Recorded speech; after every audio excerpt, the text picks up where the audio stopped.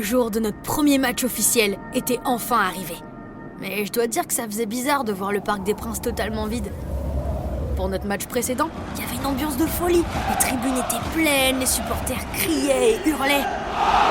Bon, on n'aurait pas tout le temps l'occasion de jouer nos matchs juste avant ce dépro. C'était normal. Et j'étais aussi déçu de pas jouer. J'ai rejoint Florian, le gardien remplaçant, sur le banc de touche, à côté de François, notre coach. Il fallait quand même que j'encourage mes coéquipiers. C'est ce qu'on fait dans une équipe.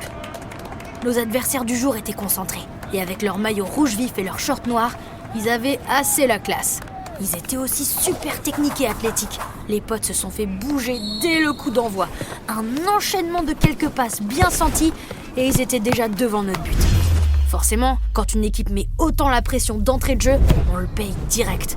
Premier tir et premier but. Samir n'avait rien pu faire contre cette frappe bien placée. Ça commençait mal. On allait devoir courir après le score dès le départ. Samir a tenté de remobiliser tout le monde. En rendant le ballon à Abou, il leur a dit de se parler et de marquer chacun leur adversaire direct. C'était pas juste des mots en l'air, c'était notre meilleure chance de gagner. Ça a plutôt bien marché sur Demba. À la première occasion, il a égalisé d'une superbe frappe puissante. On avait vu juste, il était pas dans l'équipe pour plaisanter. Malheureusement, en défense, c'était toujours aussi compliqué. Le marquage était imprécis, personne ne savait où se placer. C'était comme si cette équipe avait jamais joué ensemble. En fait, c'était un peu le cas. C'était que notre premier match. On a encore payé nos erreurs de placement. Bam, ils ont marqué un deuxième but. Mais ça n'a pas inquiété Demba. Il était persuadé de pouvoir leur marquer plus de buts à lui tout seul. Sauf qu'en attaque, ça s'est moins bien passé cette fois-ci. Théo a voulu trop forcer en jouant sur Demba qui était marqué par deux adversaires.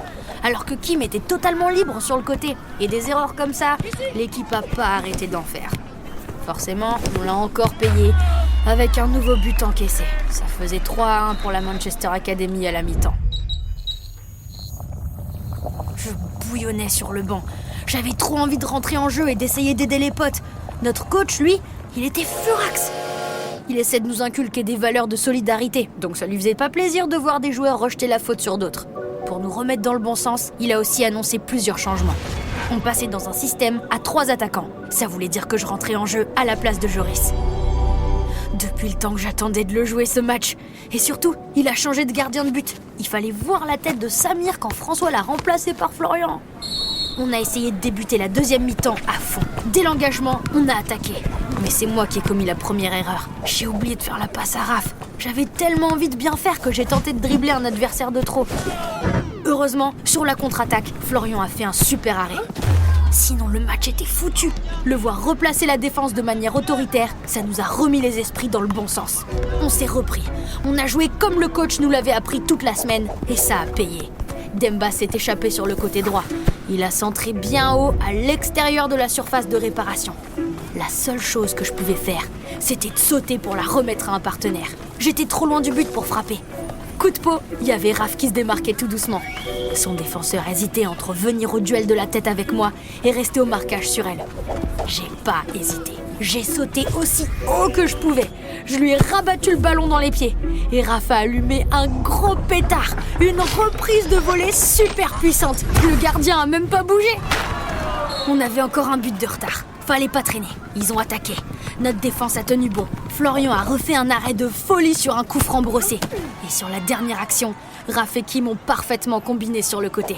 Je me suis élancée dans l'axe. J'ai donné tout ce qui me restait pour courir et essayer de me démarquer.